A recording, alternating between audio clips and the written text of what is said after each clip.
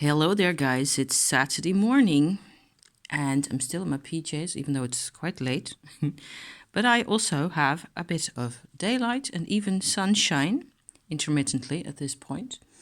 And it's been really dark. So I just wanted to show you what my whole Bertie operation with the ochre compared to the Mars Violet paint business is about.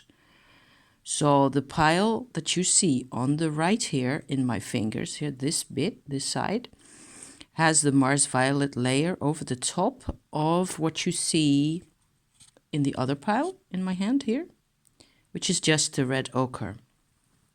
I'm actually getting a more sun. See that the Mars paint is actually shiny. It's slightly darker. In real life, the difference in color between the stuff on the outside here and the red ochre is actually larger because these are the bottles of the paint, with the one on the right being the red ochre and this is the Mars Violet. So I had these paints. I got these paints from my dad way back a while ago. They've been sitting in my cupboard for a long time. I have, I think two more that are Mars paints. So this is a Mars paint. This is just a term for iron oxide paints.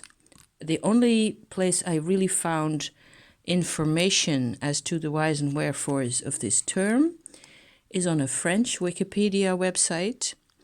Mars Black, Mars Brown, and Mars Violet. It doesn't look like violet in the slightest to me. Just maybe compared to this, it's a bit more pinkish or so, you might say. This is a red ochre, so those are natural pigments. But I'm looking forward to working a bit more with these, actually. Also compared to this kind of stuff, which is yellow ochre, just natural, from the rock surface in the south of France, where it's been collected, which is a place where I used to live a long time ago. There's a brown ochre right there. So these Mars tints are man-made. They are man-made iron oxide pigments. And so what you really get to see, especially in this one, for example, is that the iron, I guess, is really heavy and it sinks to the bottom. So you have to keep stirring in order to, use the paint. Here you can actually see how enormously that has separated. There's a layer of transparent goo over the top of the black goo there. But I'm expecting all three of these to be quite shiny, whereas these are really, not shiny at all. They're really dull. Oops, my sleeve here. This is how dull they really are. Let me see whether I've got a better example. It's just a very...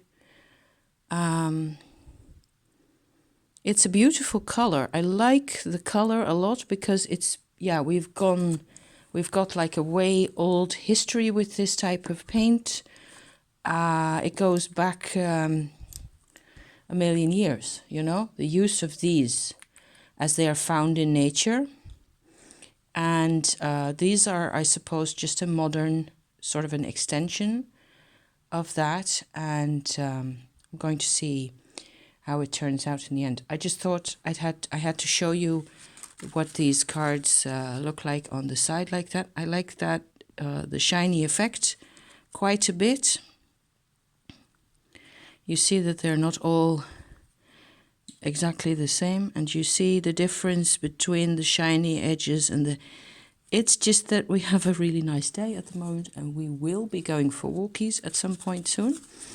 So then I will not be painting for a change because I've been in here for an age and a half just messing with this stuff and I'm as stiff as a board And me and my bottom need to get ourselves in our boots and out of here, you know?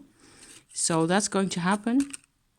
I just wanted to share with you the difference in work with these things. There's my pretty box over there. Still looks rather fine, seeing as that there's bits of paint flaking off from the outside because of the stupid wallpaper that I used at the, you know, underneath as a layer, which of course has a moisture repellent layer. So you get all these little nabs of bits where the paint falls off again. And that's with 2 coats of varnish. I have to think of something. Most of it is okay, though. I haven't been handling it a lot, so yeah, whatever. It was just an experiment anyway. I'm also interested in having a couple more of these weird oracle cards, which you may also be able to make out slightly better in the daylight that we're having at this moment. And there's all sorts of images here that are suggestive. Why I'm showing this to you also is that I am having no end of fun just going through this insane huge collection of images. This one doesn't come from there, though. This is just an internet image. But all of the others are.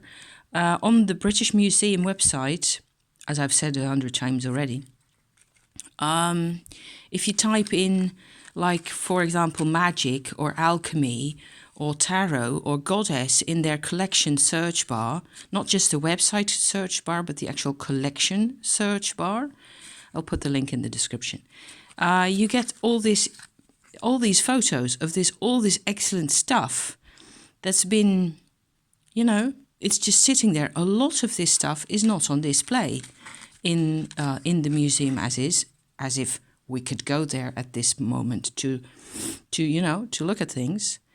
This is a rather unusual Mary Magdalene depiction. A lot of the Mary Magdalene depictions that you see are this weepy, penitent, passive, submissive type. This one's standing on her own feet.